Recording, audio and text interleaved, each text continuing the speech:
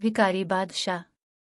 कहा जाता है कि किसी बस्ती का बादशाह गम से मर गया, शायद बे औलाद, वरना कौन सा बादशाह इतनी आसानी से मर जाता है।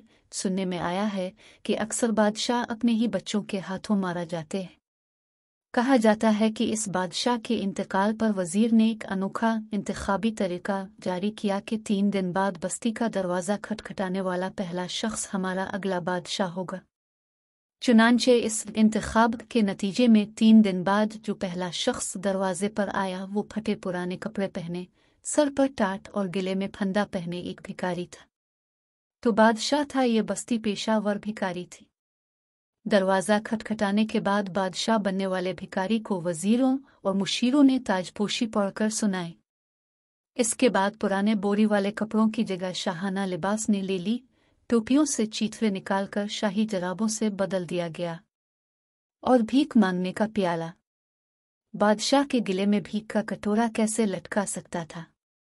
चुनांचे सोने और चांदी के डबल और सच्चे मोतियों के हार ने प्याले की जगह ले ली। यूं भिखारी बादशाह के दिन और रातें सुकून से गुजरने लगे। लेकिन दुनिया में वो सुकून कहाँ है, बकौल इमरान खान कब्र में मिलता है। तो किसी में पड़ोसी मुल्क के बादशाह को खबर दी कि ताकतवर बादशाह का इंतकाल हो गया है और अब उसकी जगह एक ऐसा शख्स आ गया है जिसे हुकूमत के मामलात में भीख मांगने का इतना तजर्बा नहीं। बादशाह को ये सुनकर बहुत खुशी हुई और कहा कि वो बहुत अरसे से इस बस्ती पर कब्जा करने का ख्वाब देख रहा है, जिसकी तशरीह पिछले बादशाहों की ताकत और हिकमत की वजह से ना हो सकी।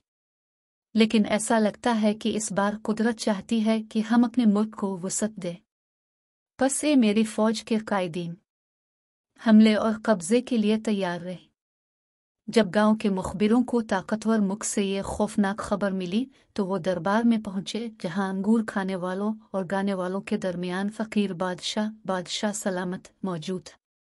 मुखबिर ने इनखला की दरख्वास्त की, जिसे बादशाह ने मुस्तरद कर दिया और एक आम मुखबिर का हुक्म दिया। मुखबिर ने डरते डरते कहा, मैं आपको बताता हूं कि पड़ोसी मुल्क के बादशाह हमले के लिए अपनी फौजें तैयार कर रहे हैं। यह सुनकर बादशाह एक लम्हे के लिए रुका और फिर बोला, चलो कुछ नहीं करते, फिक्र ना करो। अदालत इस सजा से बहुत मुतमईन थी। 2 दिन गुजर गए और दुश्मन की फौज फकीर बादशाह की बस्ती की सरहदों तक पहुंच गई।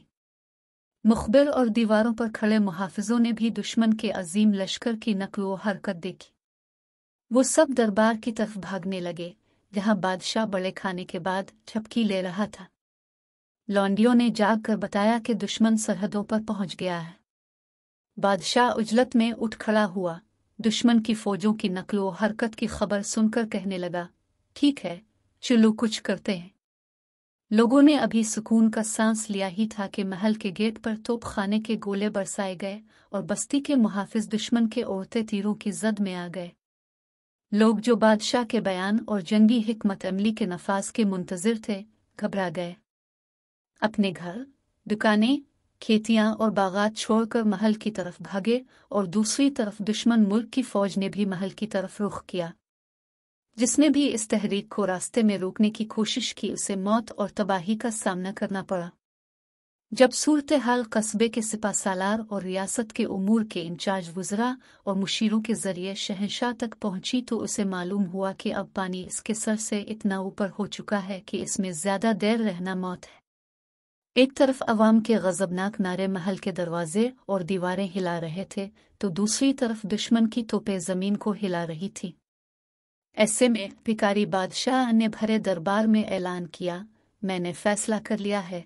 बादशाह अपने हॉस्टल की तरफ भागा और चंद लम्हों बाद हॉस्टल से एक भिखारी फटे पुराने कपड़ों, टूटे हुए जूतों और एक प्याले के साथ नमूदार हुआ। उसने गला साफ किया और कहा, भाइयों मैं इस हुकूमत के काबिल नहीं हूं, लेकिन अगर कभी किसी भिखारी की जरूरत हो तो मुझे जरूर याद करना। आपके एहसानात का शुक्रिया। मेरा इस मुल्क से कोई ताल्लुक नहीं।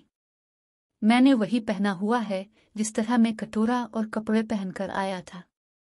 खुदा हाफिज।